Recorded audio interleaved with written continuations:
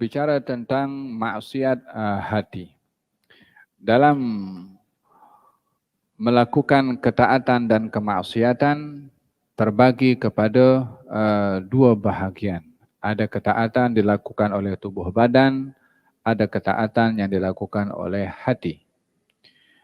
Pada maksiat, ada maksiat yang dilakukan oleh tubuh badan, ada maksiat yang dilakukan oleh hati. Ketaatan yang dilakukan oleh tubuh badan seperti bersedekah, seperti salat, membantu orang, dan lain sebagainya, melangkahkan kaki ke masjid.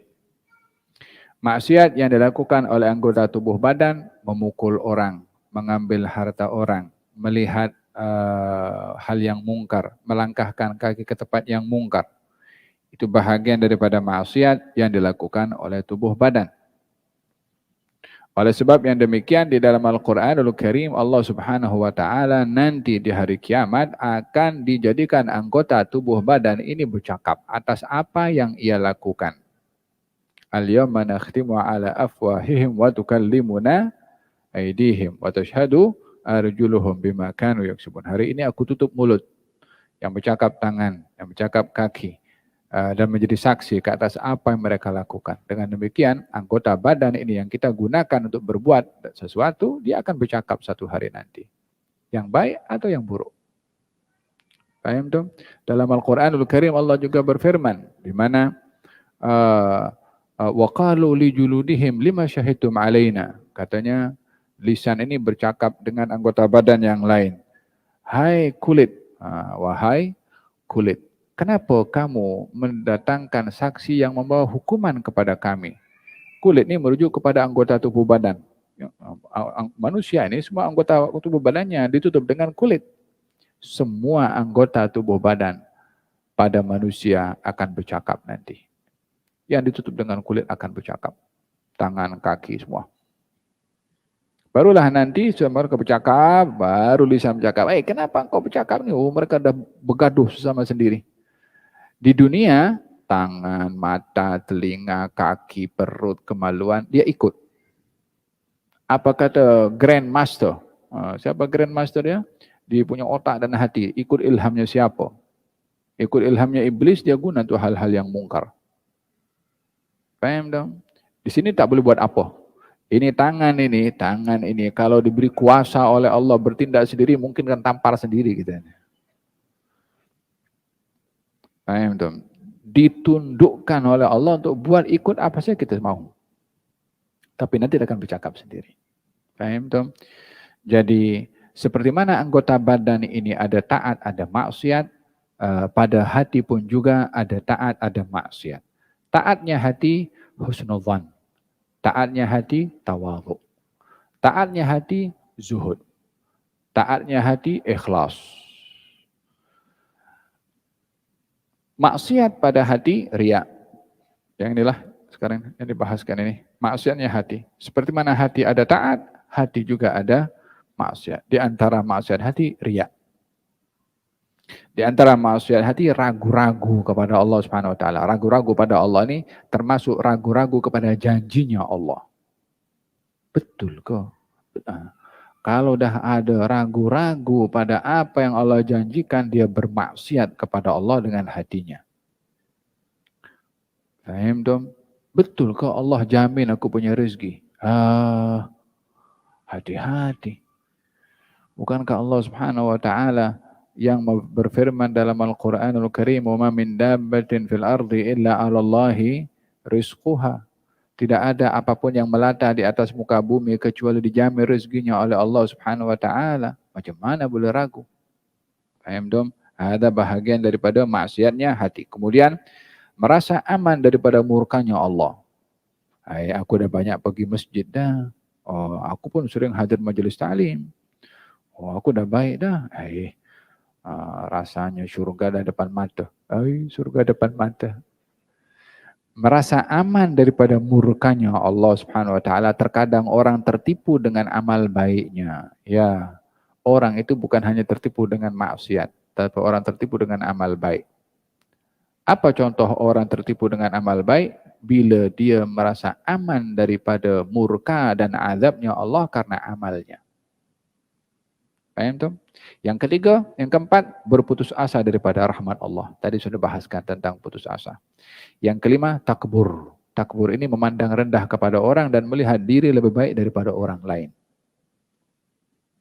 Ada orang takbur dengan hartanya, ada orang takbur dengan ilmunya, ada orang takbur dengan keturunannya, ada orang takbur dengan apa saja. Takbur memandang rendah kepada orang lain. Yang lebih berbahaya adalah orang kalau takbur memandang rendah kepada orang lain pada ibadahnya. Kalian tu melihat orang berdosa, awak lebih hina. Aku tengok rajin pergi masjid. Jangan takbur dengan ibadahnya. Kalian tu la yadkhul al-jannata man kana fi qalbihi mithqal habbat khardal min kibrin. Tak akan masuk syurga orang dalam hatinya ada sifat sombong walaupun sebesar biji sawi. Yang keenam, iri hati, hasad dengki. Tak merasa puas dengan kelebihan yang ada pada orang. Orang lebih rajin, dia geram. Orang lebih baik daripada dia, dia tak senang hati. Orang lebih bersifat pemurah, dia pun kesal. Orang hidupnya lebih selesa, lebih harmoni, dia pun jealous. Orang punya kereta, dia pun tak senang hati. Tukar sofa baru, dia pun tak senang hati. Hada hasad dengki. Dan sukar orang itu untuk mengelak atau untuk membersihkan daripada sifat hasad dengki kalau tidak membendung hasad dengki itu untuk tidak terungkap dengan perbuatan. Thalathul lazimatun li ummati. Ada 3 penyakit yang sentiasa ada pada umatku, kata Nabi. Apa itu? Buruk sangka, hasad dengki, dan merasa sial pada nasib. Jalan keluarnya, kata Nabi, kalau kamu ada buruk sangka, jangan sekali-kali kamu percaya. Yakni jangan sekali-kali dengar suara buruk sangka dalam hati. Abaikan. Jangan peduli. Jangan duk pikir. Yang kedua, kalau kamu hasad dengki, jangan kamu jadikan itu satu kenyataan. Hasad dengki kepada orang, la tuhaqqiq, jangan cerita. Jangan terungkap. Bila perlu, datang kepada orang kita hasad dengki kepada dia, sokong dia, doakan dia. Ya Allah, kalau kita hasad dengki karena orang itu lebih berjaya, ya Allah tambahkan kejayaan kepada dia. Bila orang itu berilmu lebih daripada kita, ya Allah beri ilmu laduni. Lawan diri sendiri. Kalau dia rajin pergi masjid atau hadir majlis talim, ya Allah tambahkan kerajinan kepada dia. Biar hatinya geram kepada diri sendiri. Itu ubat untuk kita berhadapan dengan hasad dengki. Sebab itu penyakit dalam diri. Orang itu buat apa kepada kita? Dia kalau ilmu lebih, bukan kita bagi kepada dia. Kalau dia lebih dalam harta, bukan kita yang mengkayakan dia. Paham dong? Dan ini penyakit yang banyak sekali berlaku kepada orang hasad dengki. Kadang-kadang orang hasad dengki kepada orang lain, dia pergi bomoh. Letakkan sesuatu. Ya Allah. Paham tak?